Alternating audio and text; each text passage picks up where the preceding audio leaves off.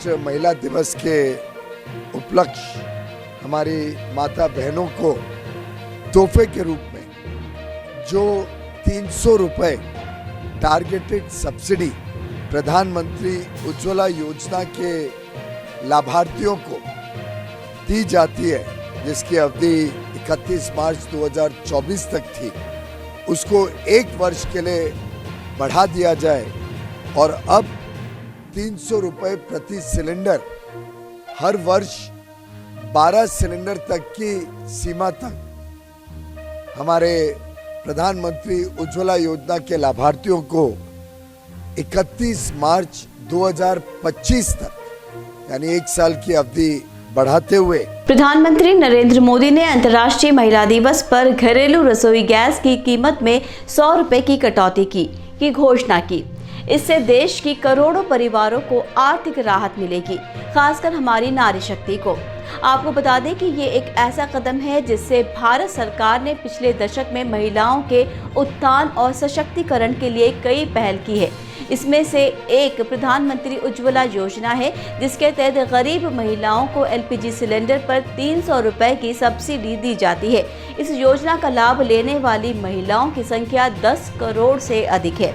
इसके अलावा सरकार ने महिलाओं को शिक्षा, उद्यमिता, कृषि, प्रौद्योगिकी और अन्य क्षेत्रों में समर्थन और प्रोत्साहन देने के लिए भी कई योजनाएं चलाई हैं। आइए जानते हैं कि इन सभी योजनाओं ने महिलाओं के जीवन में कैसा बदलाव लाया है और आगे क्या चुनौतियां हैं। नमस्कार, आप देख रहे हैं एयर न्यूज़। प्रधानमंत्री नरेंद्र मोदी ने 8 मार्च 2024 को अंतर्राष्ट्रीय महिला दिवस पर एलपीजी सिलेंडर की कीमत में 100 रुपए की कटौती की घोषणा की। इससे देश के लगभग 33 करोड़ घरेलू उपभोक्ताओं को लाभ मिलेगा, जिनमें से अधिकांश महिलाएं हैं। इस कदम से घरेलू रसोई गैस का उपयोग करने वाले परिवारों का खर्च कम होगा और उन्हें स्वास्थ्य और पर्यावरण के मामले में भी फायदा होगा। इस पर प्रधानमंत्री मोदी ने कहा कि ये फैसला उनकी सरकार की महिलाओं के प्रति प्रतिबद्धता का प्रतीक है और उन्हें आसानी से जीने की सुविधा देने का एक तरीका है।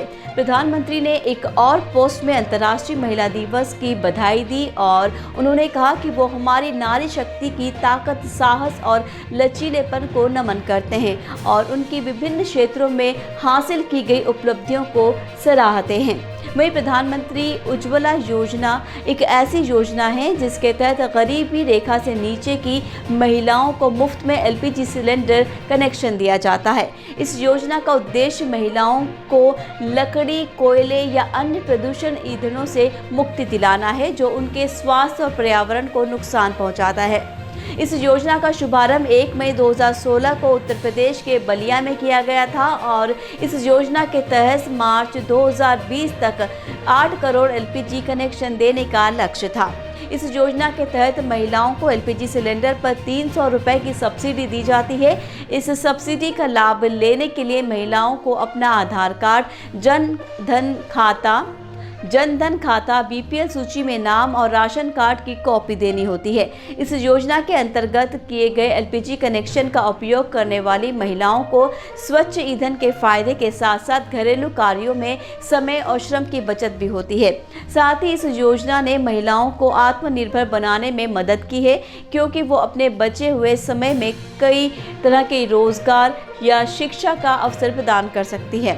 आपको बता दें कि भारत सरकार ने महिलाओं के लिए अन्य कई योजनाएं भी चलाई हैं जो उनके विकास और सशक्तिकरण के लिए महत्वपूर्ण है। इनमें से कुछ योजनाएं निम्नलिखित हैं। बेटी बचाओ बेटी पढ़ाओ योजना। ये योजना लड़कियों के जन्म को बढ़ावा देने, उनकी शिक्षा और स्वास्थ्य को सुधारने और उनके खिलाफ होने वाले भेदभाव और अत्याचार को रोकने के लिए शुरू की गई है। इस योजना के तहत लड़कियों को जन्म पर 2000 और 5वीं कक्षा में 2000 और 10वीं कक्षा में 5000 रुपए की आर्थिक सहायता दी जाती है। इसके अलावा सुकन्या समृद्धि योजना लड़कियों के भविष्य के लिए बचत करने का एक बेहतरीन तरीका है। इस योजना के तहत लड़कियों के नाम पर एक खाता खोला जाता है, जिसमें माता पिता या पालक 1000 रुपये से लेकर 1.5 लाख रुपए तक प्रति वर्ष जमा कर सकते हैं। इस खाते पर 7.6% की ब्याज दर लागू होती है, जो 4 माह में एक बार बदलती है।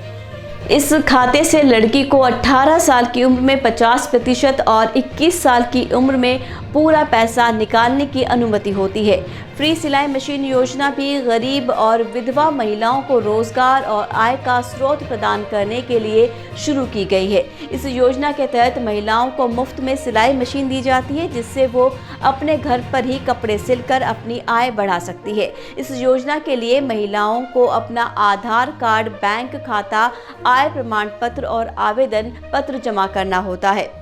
समर्थन योजना के जरिए महिलाओं को टेक्सटाइल उद्योग में रोजगार और प्रशिक्षण देने की शुरुआत की गई थी। इस योजना के तहत महिलाओं को कटिंग, टेलरिंग, डिजाइनिंग, बुनाई, कढ़ाई आदि के कौशल सिखाए जाते हैं। इस योजना का लक्ष्य 10 लाख महिलाओं को टेक्सटाइल सेक्टर में रोजगार देना है।